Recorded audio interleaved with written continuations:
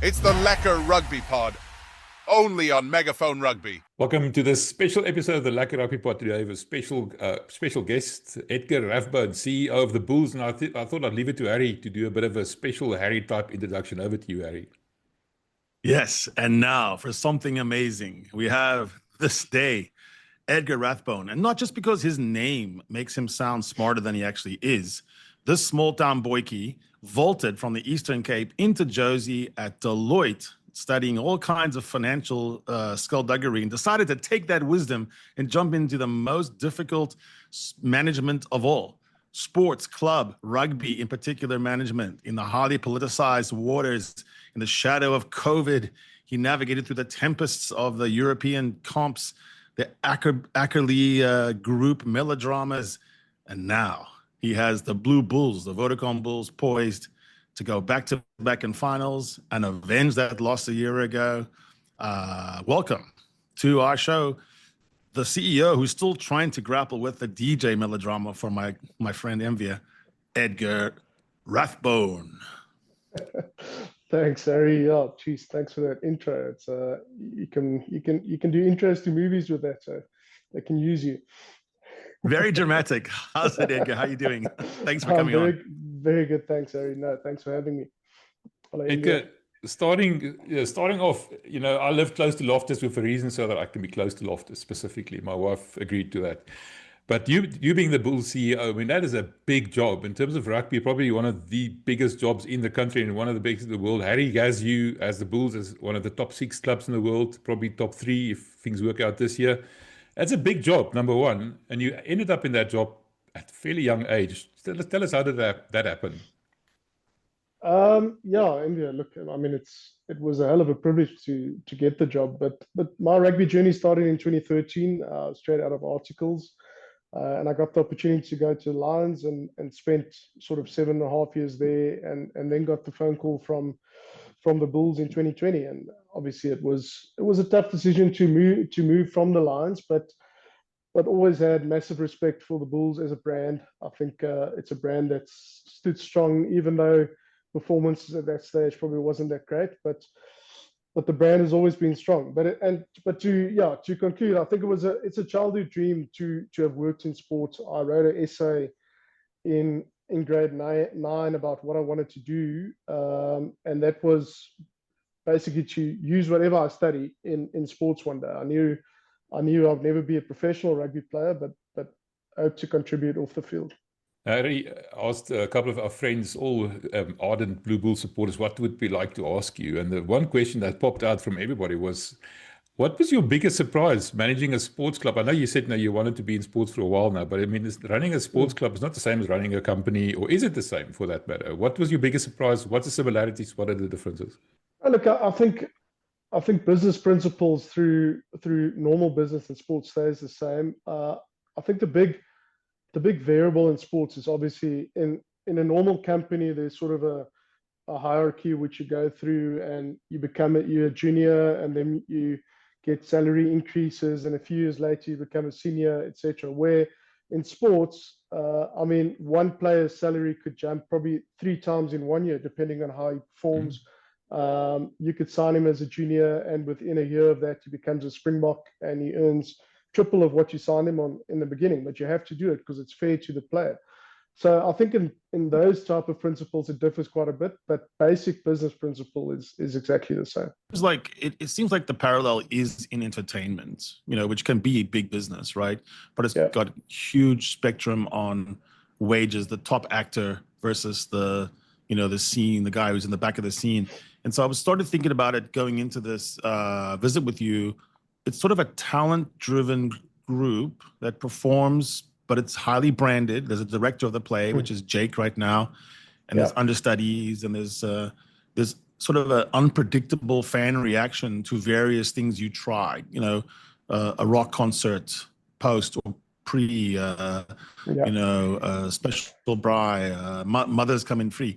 You're trying things to get them in there, and it strikes me as it's interesting because you're also yoked with this larger consortium of other clubs. So it's not like you just have your theater and you have your stars and you have your play and you just can sell it out or not.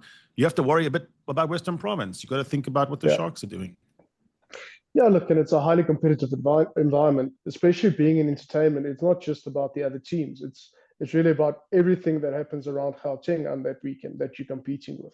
So you're competing with eyeballs and people wanting to spend their money somewhere. And that's not necessarily just to watch rugby. It's around entertainment and all that as well. Yeah. I think what we've tried to do is, and I always likened it to, say, if you have a good steakhouse and they've got a great T-bone, you will go back to that restaurant because of the T-bone, but you might still order something else once you get there, because whatever they add in on the day. So we try and keep the basic experience as solid and as normal as possible, so you know what you get when you're coming to Loftus, and then add in a few bells and whistles on a weekly basis. Because the reality is, if that's the reason you go to that restaurant and that T-bone isn't there, you're unlikely to go back the next time, just because they've taken it off the menu. So that's where I think the basic things from game to game must be there, even if it's a small game, Currie Cup game, big game, doesn't matter. And then you add on bells and whistles as the sort of occasion arises to it. Also, like the type of game matters a lot. Like you're saying, you have a venue, and you might stage a Currie Cup match, you might stage a women's match, you might stage ERC, you might stage a Champions Cup clash. If you just dumb this down for a guy like me, who's never been in business, I just fix scandals for businessmen who come unwound. But like, if you just took 100 Rand and you say, I get 100 Rand from gate, merch, food, experience, tickets, whatever, for a Currie Cup match versus a playoff knockout or a test match, how do you split the pot? How does it work differently for each level? So again, that's quite a tough and intricate question to answer, because generally on your Currie Cup matches, unfortunately, because of the size of the stadium and the attendances for Currie Cup match, you basically make losses on those matches on a per game basis. But what you need to take into account is that you've sold season tickets up front, you've sold suites up front, so there is revenue that has been generated because of that. Our model has changed quite a bit over the last few years with football playing such a big part in the stadium. We are the home to Mamelodi Sundowns as well. Sundowns actually play more matches in the stadium currently than the Bulls. And what we see is that even on a suite owner market, currently we get guys that are basically buying because of the football, and the rugby is an add-on. So it really it's a different model from what it was 10 years ago, or even 5 years ago. And then you try and supplement that with additional concerts and add-ons for the suite owners that they really find value into. And that's why, having playoffs is never a given, but at least then your stakeholders really feel that they're getting value because there's extra matches and it's really big games. Edgar, just this weekend just passed, Sundowns was playing at Loftus. I know because I stay close to Loftus. So it's quite an experience typically. But one of the biggest things about these games is that they're so much cheaper than the rugby tickets, for example. And the stadium is typically full. Is that a different approach? Does it work better than a more expensive rugby ticket? Or is it better to get a full stadium of slightly cheaper ticket prices? Look, again, if you get 50,000 times 10 or 10,000 times 500, it depends on how you split it at the end of the day. I think football, yes, the attendances are very good, but again, it's as the competition grows, as they go into playoffs, then you get sellouts, similar to rugby. As you get big derbies, Pirates, Chiefs coming here against Sundowns, then you get sellouts. So it's not too dissimilar to rugby, where if it's a normal PSL game, you probably get 5 to 10,000 people in the stadium. So the football's fan it's very similar. They come in just before the game, where a rugby fan normally comes in 2 hours before the game. But we also try to change the football experience over the past year to get it as close to the rugby experience in terms of beer gardens outside, etc., and get people into the stadium a bit earlier. Oh, that's quite interesting. I wanted to talk to you about the more demanding side of the job. We saw 2 weeks ago, just after Cornell passed you, held a press conference, and I saw you being emotionally affected by that. That's one of the toughest things I suppose you would have had to deal with. Just talk to us about Cornell quickly and what he meant to you guys, and hearing the news about him. Yeah, look, I mean, so Cornell on its own is a tough one, I think, but players and staff that you work with for 5-6 years, it doesn't matter who it is, becomes like family, right? So to have an untimely death like that, and especially with someone like that who's had such a big impact in this club and in a lot of people's lives, is really tough. And you could just see sort of the memorial services that we've now had in last week on Thursday, Friday, and Sunday, how well that was attended, the type of things that people say about him and the amazing human being he was. Yeah, I mean, it's really tough, but it's the same can be said for any player at this club, and how close they become to you. And I mean, you really walk a path with these players and walk a journey, especially if they start as juniors and you see them blossoming into senior players and really become Springboks. I mean, sharing those moments with the guys is special. We obviously, Cornell, we went through a few things with him in terms of trying to sort out legal cases that he was involved with on settlements, etc. Yeah, so it was an emotional one, but also one that we feel that very privileged to have given him the chance to play rugby again and live out that dream. And I know he wouldn't have wanted it any other way. It's typical of a CEO. You manage either micro things like a specific person, or you manage very big things, macro things, like, for example, SA Rugby. Let's talk about SA Rugby, starting with the tests. I know at that press conference, I asked you about it. You just shook your head a little bit there. Lots of articles in the paper the past weekend, interviews with Oprah Winfrey type characters and the likes, people talking about rugby. Talk to us about the tests, and what's the difference between the Bulls apparently being slightly different to the other unions when it comes to hosting these tests now being hosted by SA Rugby. What's the story there? Yeah, look, so I think in the past, obviously, it's been clear that there was a period that we hosted test matches with guarantees having to be paid to SA Rugby. Then there was a period those guarantees fell away and we just got all the revenue into us. And post that, so last year, the guarantees came back. This year, the model is totally changed where it's not under our auspices anymore. And effectively, we get paid a guarantee for the test match, and Saru sort of keeps the upside to that.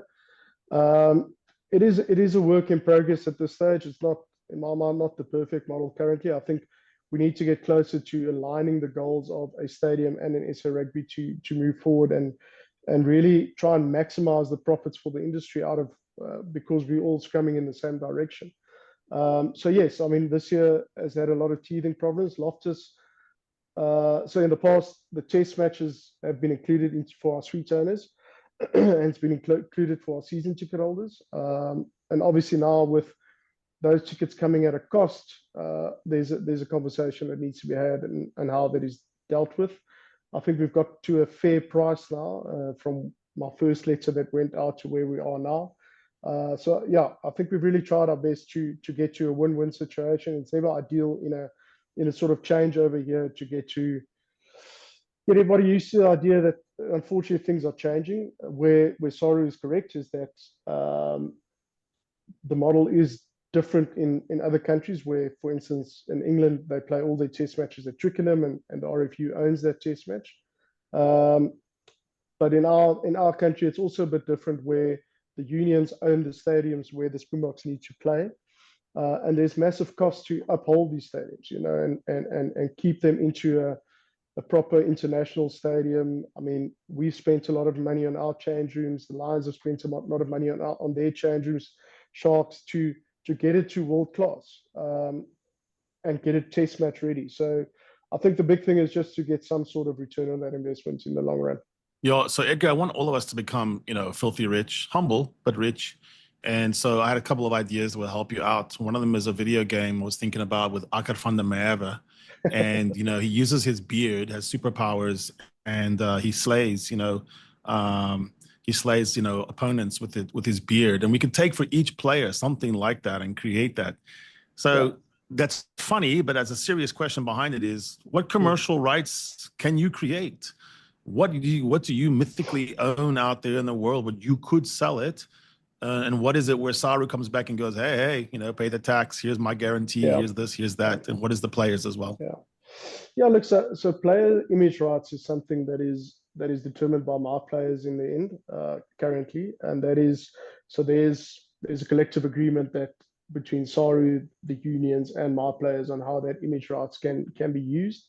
Obviously, everything around our brand is owned by us. And I think there are some untapped things there that we could expand on. I mean, simple things like even Biliki as a brand is becoming quite powerful, and how you can sort of combine that with the other team's mascots, and that kids market is very much untapped. I think the e-gaming side of things is untapped, but for that we obviously need a developer to actually develop a proper rugby game. Right. And get kids playing it, because even if you look at kids today, I mean, if you sit on the beach and you watch kids, most of them are playing football, and most of them want to be a Lionel Messi and Ronaldo, rather than playing touch rugby or cricket on the beaches.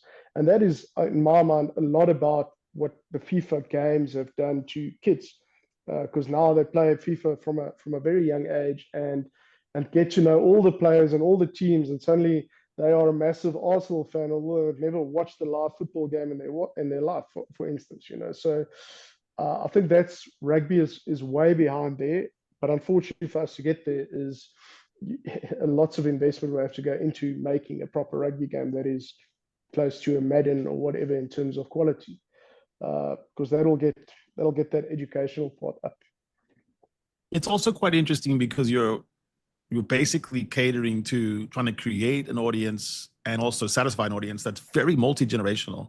Yeah. It's almost like a church, like a large church where you have, very old person and very young person trying to create a service that everyone likes. And so I've been fortunate enough to go to a lot of stadiums in the last 5-6 years across the world. And Twickenham, you use an example, they create an experience for the high rollers where you have a whole day at Twickenham, you have Michelin star chefs, you're like literally eating on the pitch, with special tables, and you're selling an 8-hour experience to the upsell.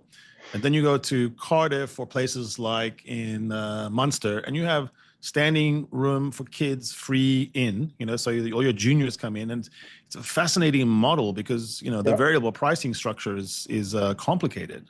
Correct.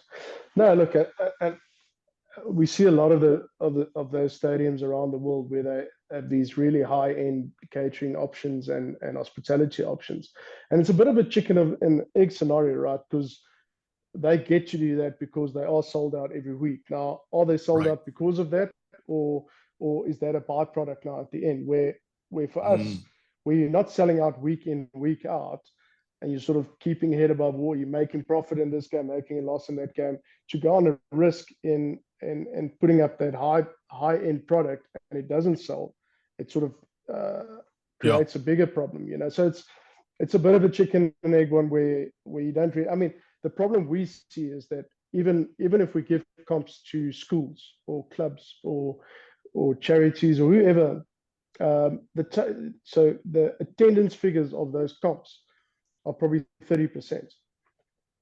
Or close to 30%, and that's a real issue, So I read a lot that we should just make tickets cheaper and stadiums will be full. Well, it's not really the case if we look at just the attendance rates on comps. It's interesting as well.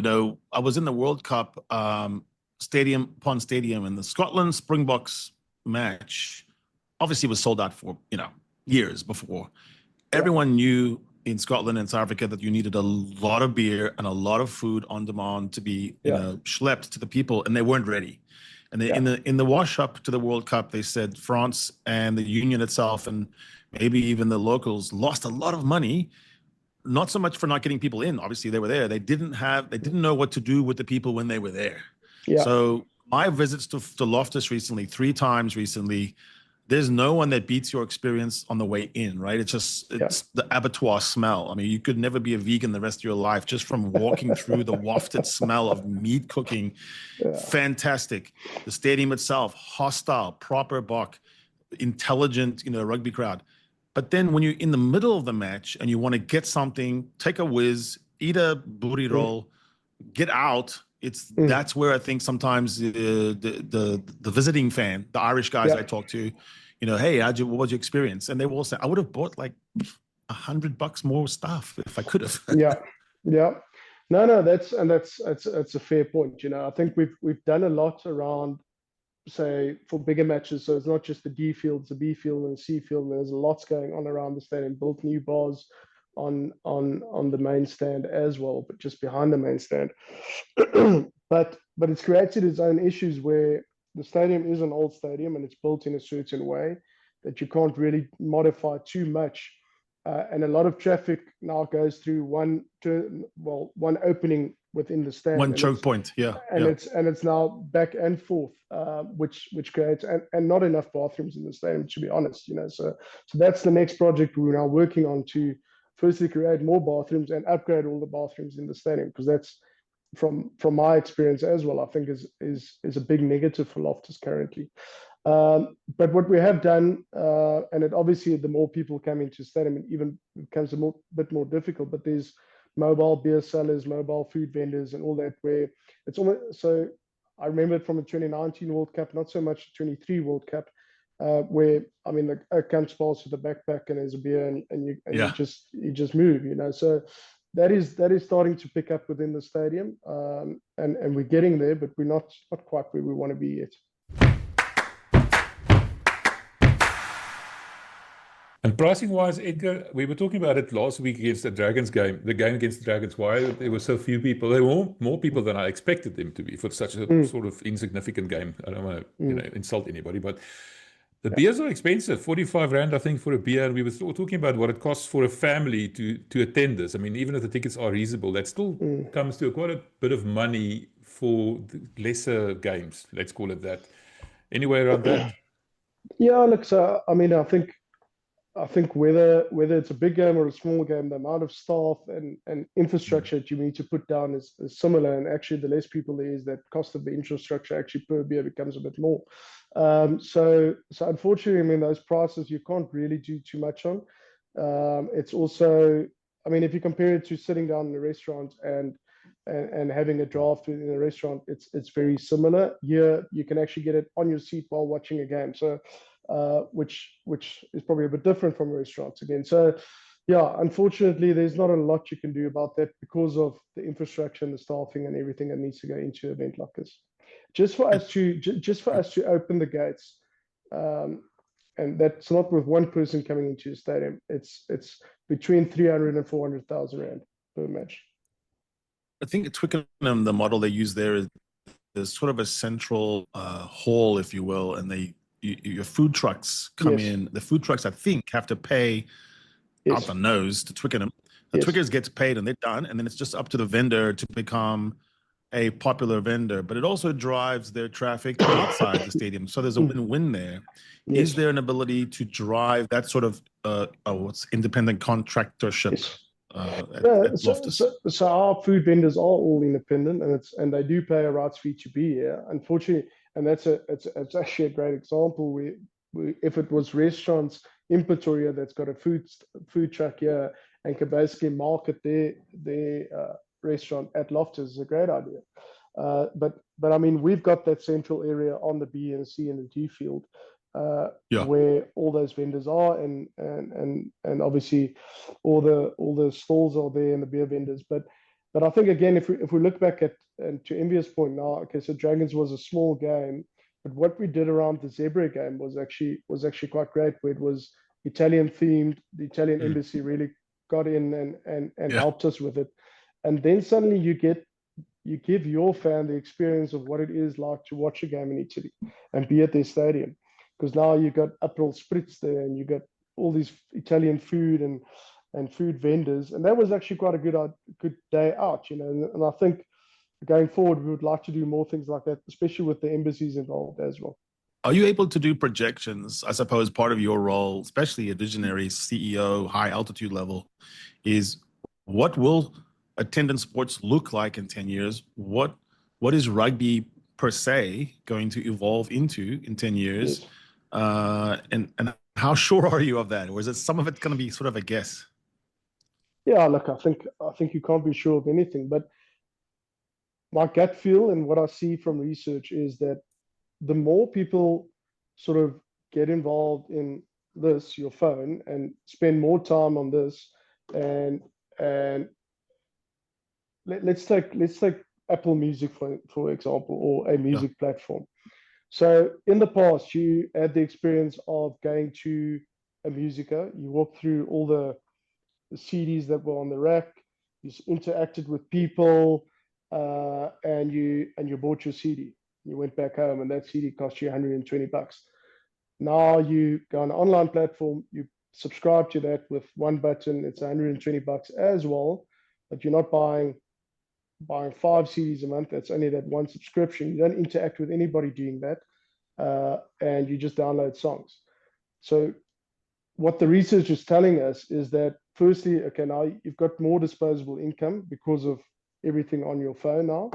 And secondly, you would spend that money on human interaction in the end because you didn't get that in the whole process. So what we believe and what we see with concert attendance is exactly that. Concert music, specifically music, has gone up since the digital platforms have become so popular. Interesting. Now, whether that will happen in rugby, where people really want that central point where we can interact and we can actually interact with people and still to have the selfie moment you put on this and put on your Instagram. So we need to create that where it's the talked about thing. People want to go to rugby because that's the hip thing. And that there's a lot of challenges around that, and kickoff times and all these sort of things need to be right because you need school sports and moms and kids and everybody need to get you.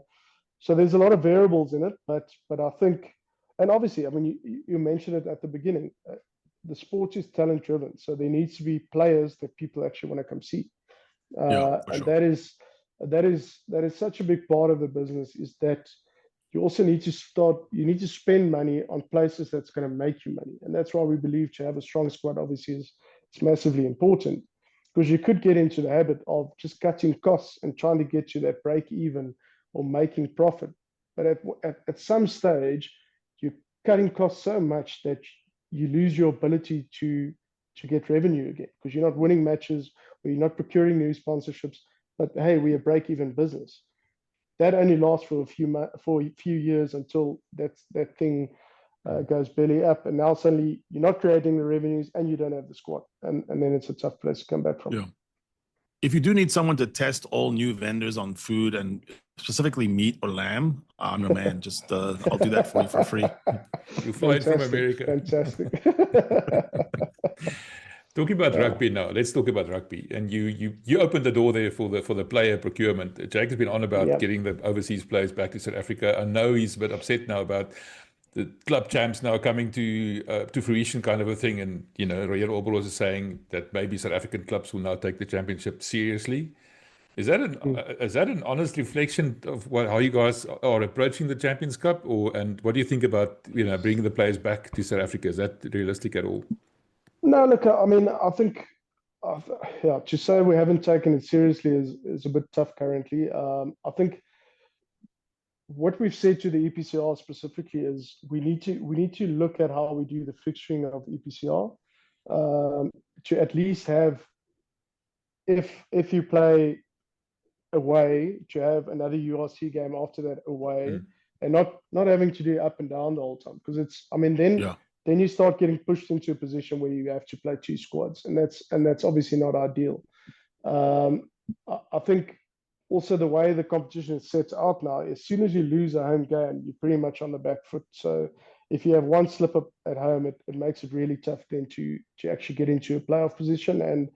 And then obviously, like any human being, you would go, okay, here's the upside on this side and here's the upside on this side. Which one are we going to?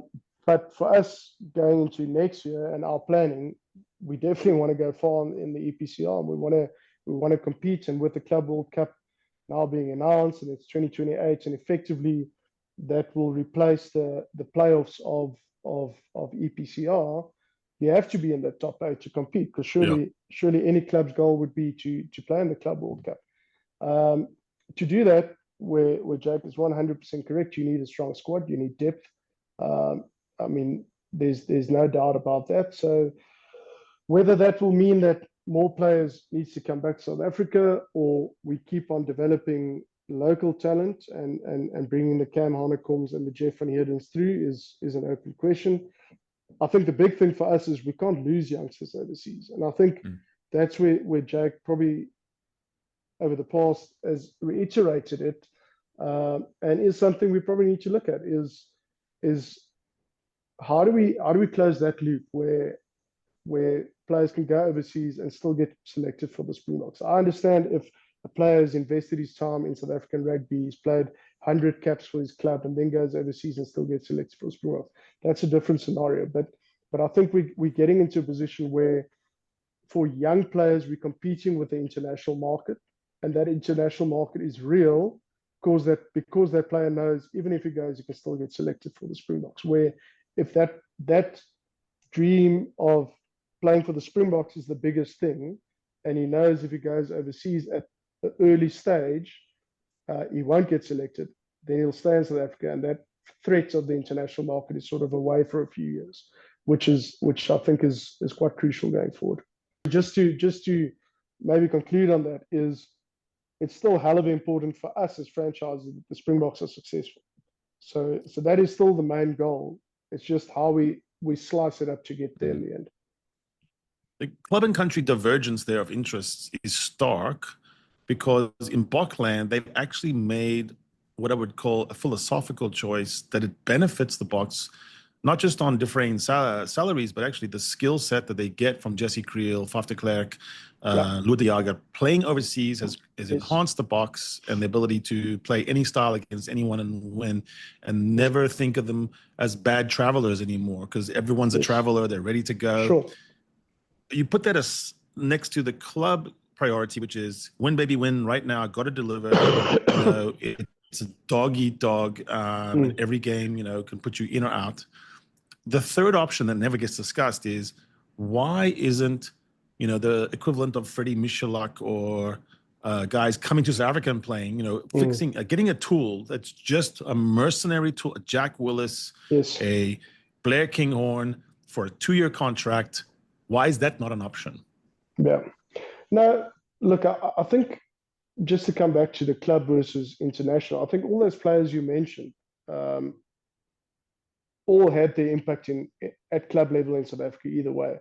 So I think that's why I think we can get to a nice hybrid between where we are now, where we want to be. That if there's investment at club level and you've played X amount of years at club level in South Africa, and you've actually mature spent players, your time mature, and you get to spend your best years of 27, 8, 29, 30 abroad, and then bring back that knowledge back to South Africa and our clubs again. That could work.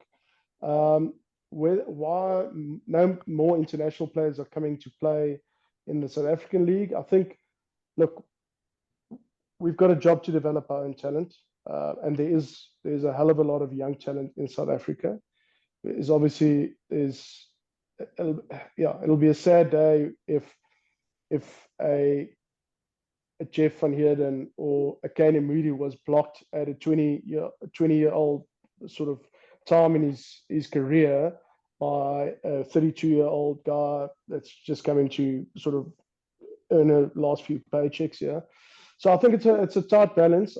There could be a benefit to it. To be fair, we haven't been approached loads of times by Oaks wanting to come and play for, well, specifically the Bulls. I don't know about other clubs. I think the Sharks have done it a few times in the past.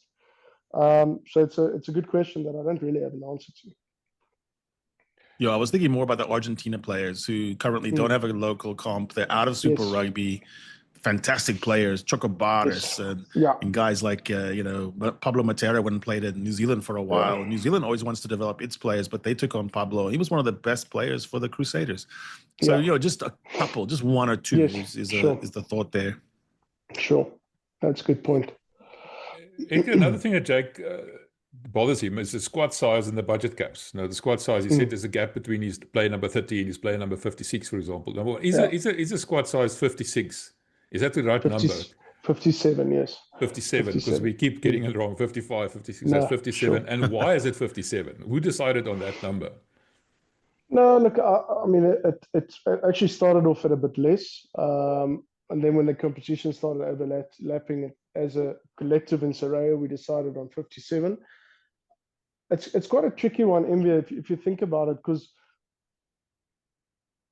57 is a lot, actually. It's a lot of players. It's a lot of players to keep happy.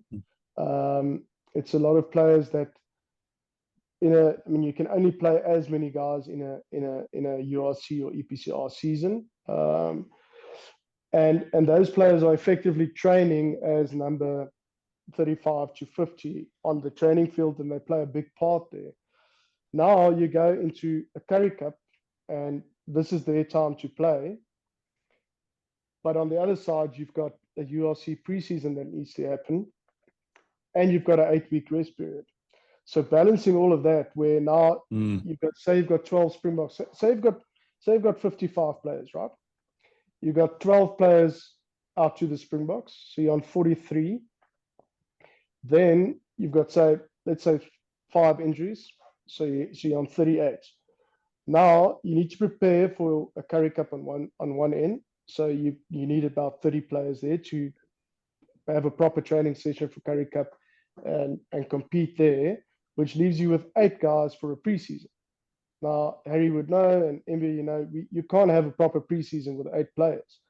Now what happens is, out of this 30 that is here for the Currie Cup, some of them now need to go into this preseason again, but they haven't played rugby for the last 8 months because they've been on the peripheral of USC, and they would have now been in the Currie Cup squad. So you get players that are just training, which is not why they're employed and not what they want to do. So it's a really tough balance between those two, and getting to the right squad size. In an ideal world, you would probably go back and say,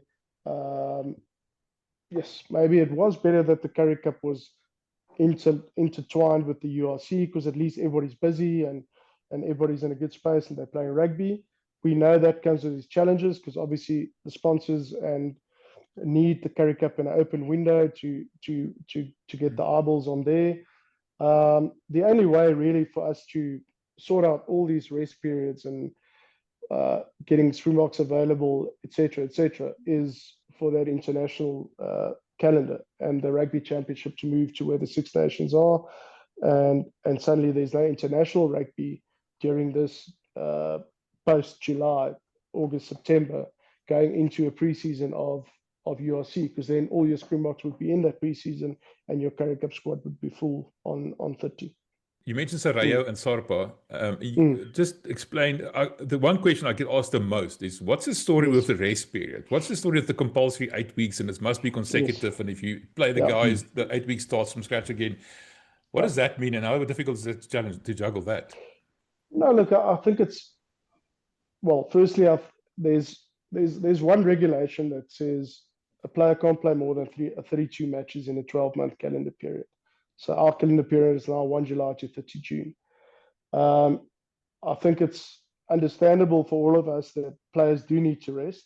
I think you can't just keep on playing 12 months. It is the international standard that it's 8 weeks. Some of I think the RFU have gone to 10 weeks, and some other unions are actually more than that. Those 8 weeks used to be sort of November, December, or December, January in the old days, where you had Super Rugby. And the 8 weeks is split up into 3 portions. The one is totally away from rugby. We call it beer and braai. So we don't see you at Loftus, you on holiday and you're there. And then there's a 3-week return to training, but no contact, and then a 2-week full contact, you're just not allowed to play matches. So that's the 8 weeks consecutive, and there is exceptions that you can actually split it up. The 3 weeks is sort of sacred in the beginning. That needs to be 3 weeks consecutive. Then the rest could be split up, and in our ideal world, we want all our players to have 8 weeks consecutive rest. And that's just player welfare at the end of the day. I think all of us understand the need for that break, and that it definitely is necessary.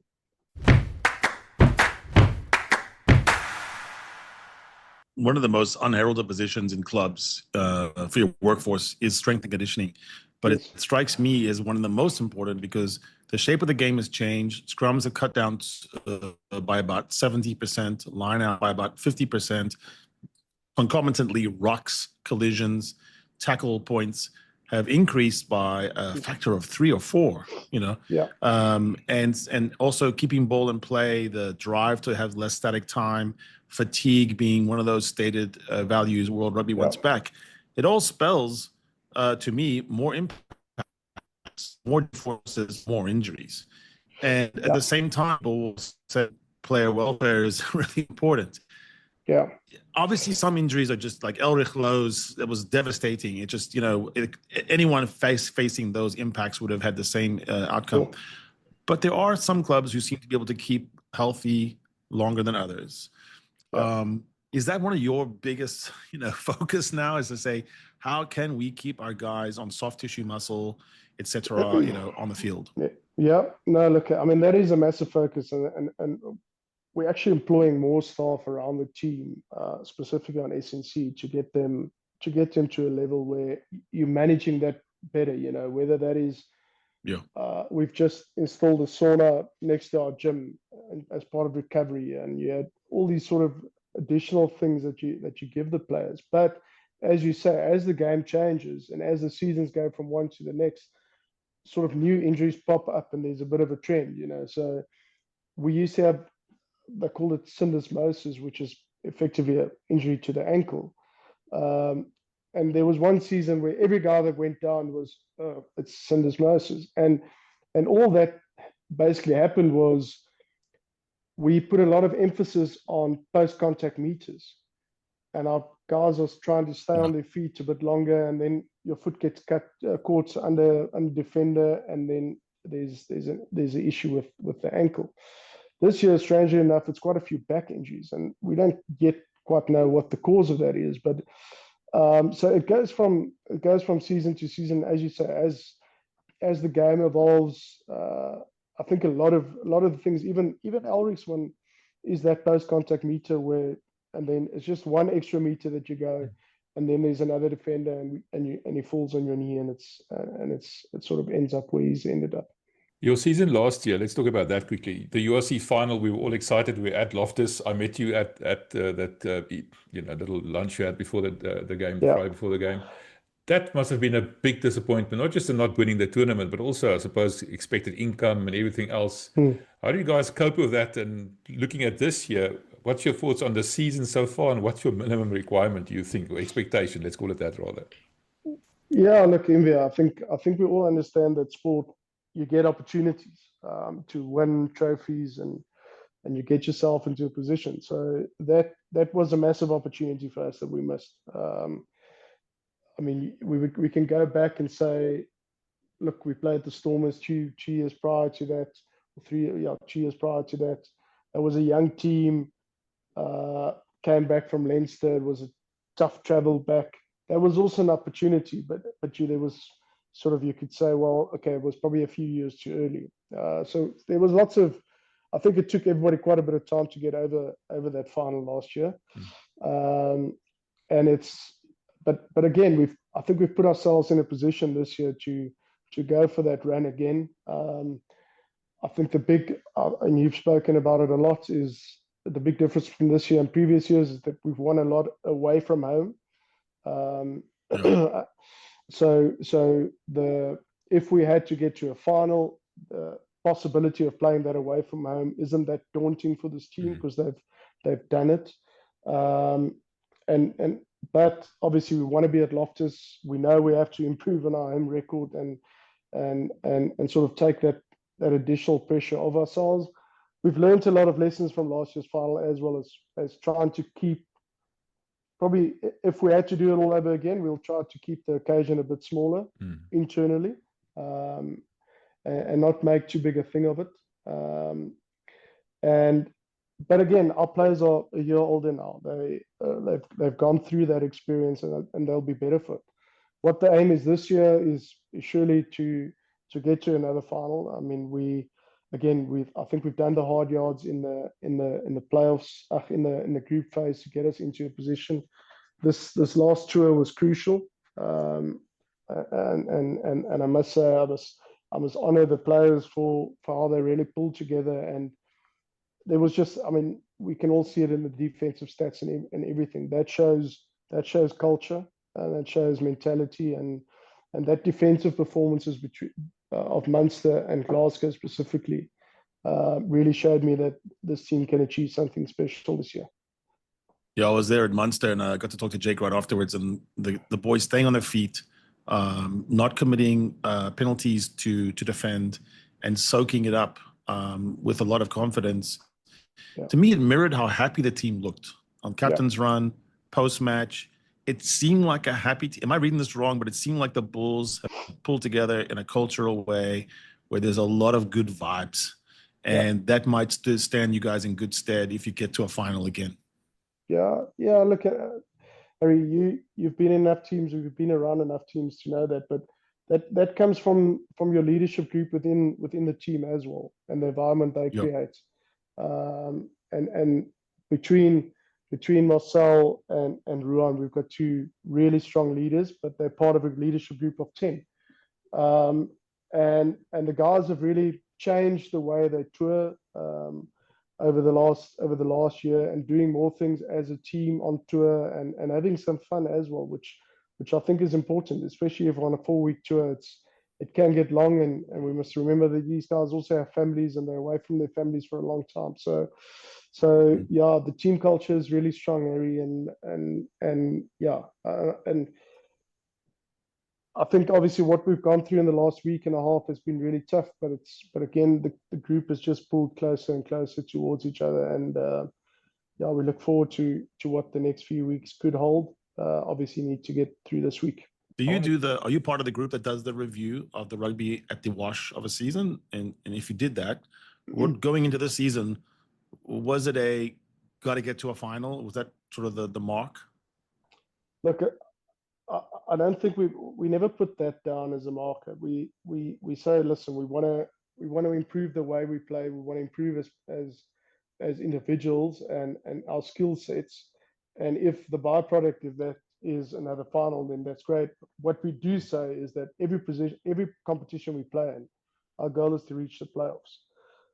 Now we failed on that in EPCR, and that hurt.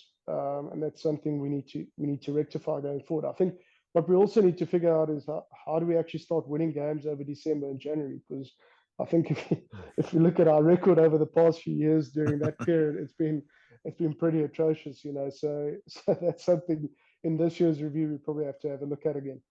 I want to just take one step back. I wanted to ask you this earlier on, because we talked about the expectations from the fans and people on social media, and everybody calling either for Jake's head or knighting him as a sir or something, you know. There's always the extremes, but the other side of that coin is the owners, the Johan Rupert's and the Patrice Motsepes and the likes. Yeah. What's it like having that kind of shareholder in your business, and what's their commitment to this team like?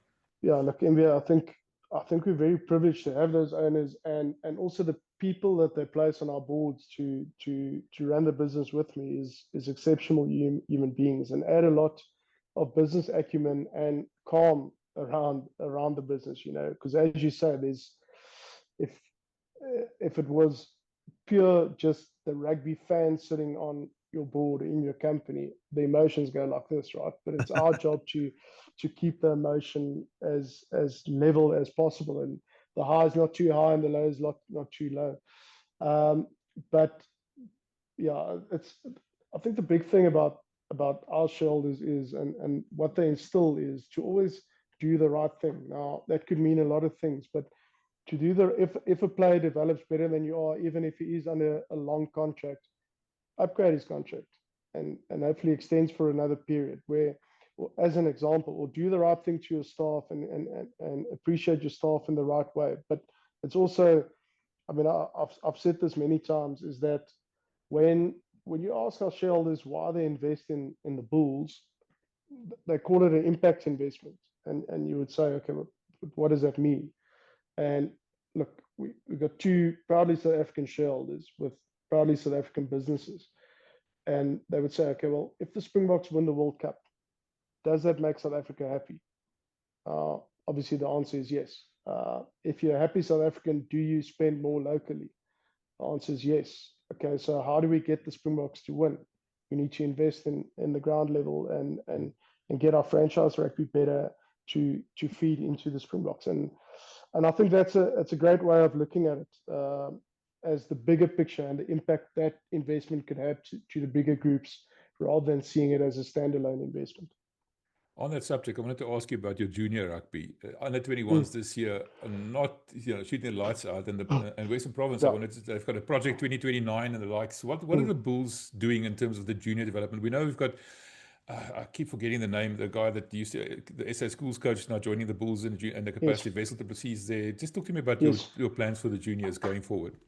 Yeah, MB, I think we're in the process of reviewing how we look at our junior system. I think where we probably have gone wrong a bit is aligning the needs of a senior group and the junior group. And because you almost at junior level recruiting for a team to win a competition, you're not always looking to fill the hole at the top, if you understand what I'm saying.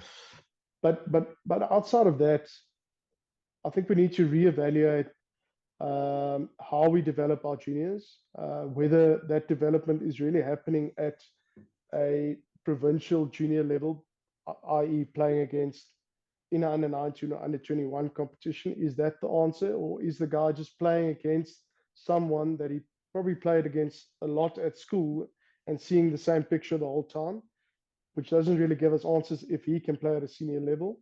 Or should we look at maybe once a year taking a group of juniors with that other 15 or 20 that are not playing enough rugby on a tour and playing a Munster Academy or Leinster Academy and getting an answer of, listen, can you answer the questions that is being posed to you by a different opposition you've never seen in your life in foreign conditions, and then sort of getting a return of investment on the junior player a lot earlier and getting an idea if he can do it. So yeah, we are in the process of relooking how we're doing our juniors. The reality is, winning a junior competition, no one remembers that in a year from now. They remember how many guys actually go through and play for your franchise and get opportunities. So yeah, we're in the process. Harry jokes about me being Don Quixote, and one of my windmills that I built at is getting Harry to support the Bulls. I think I'm halfway there. He said to me last time he hates the Bulls 55% now, and I think a large degree is because he's even got Jake on his side now. So I mean, he's halfway there. Thank goodness for that. I always want the best. I just want you to finish second. That's all. Just respectably second. Yeah. Look, it's gonna be a tough few weeks. I mean, I spoke to the Sharks CEO earlier, and I said to him, listen, obviously lots can happen over the next few weeks. I think hopefully we make it through, and then, I mean, commercially, I really want them to make it through because I think it'll be a great semi-final at Loftus. Rugby-wise, I mean, they've beaten us now 4 times in the last year, so probably I don't want to play them, but it's his interesting times ahead and still a lot of permutations.